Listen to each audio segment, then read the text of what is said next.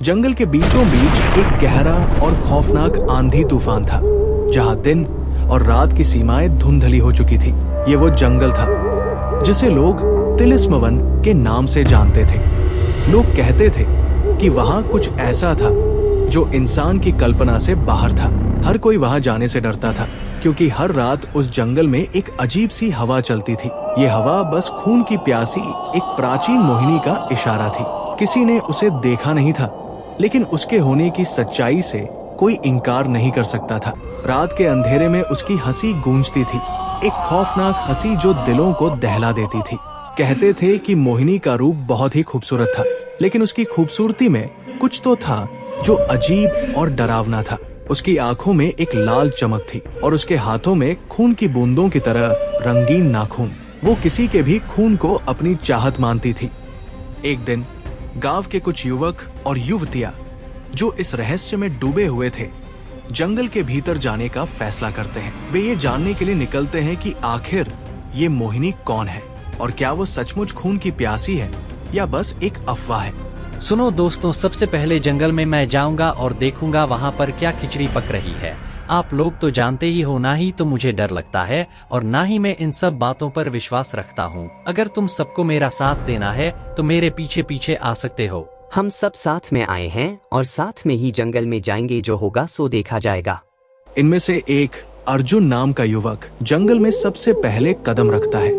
उसकी हिम्मत और साहस उसकी आंखों में साफ झलकता था। लेकिन जैसे ही उसने जंगल में कदम रखा, एक अजीब सी ठंडी हवा उसकी रूह में समा जाती है। चारों ओर सन्नाटा छा जाता है, सिर्फ उसके कदमों की आवाज सुनाई देती है। अचानक उसे एक मीठी मगर खतरनाक आवाज सुनाई देती है। अर्जुन, तुम बहुत बहादुर हो, लेकिन क्या तुम मेरी भूख को समझ पाओगे? अर्जुन डर के बजाय जिज्ञासु हो जाता है। आवाज उसे जंगल के एक गहरे कोने की ओर खींचती है। वहां पहुंचते ही उसे एक पुरानी और लतपतों से ढकी हुई झोपड़ी दिखाई देती है। झोपड़ी के अंदर एक खूबसूरत महिला खड़ी होती है, जो उसकी तरफ बड़े ध्यान से देख रही होती है। उसकी आंखों में वही लाल चमक थी।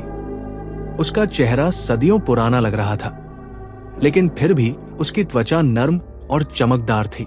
तुम कौन हो और इतनी रात को जंगल में क्या कर रही हो? तुम्हारे साथ और कौन है? और तुम दिखने में भी बहुत खूबसूरत लग रही हो।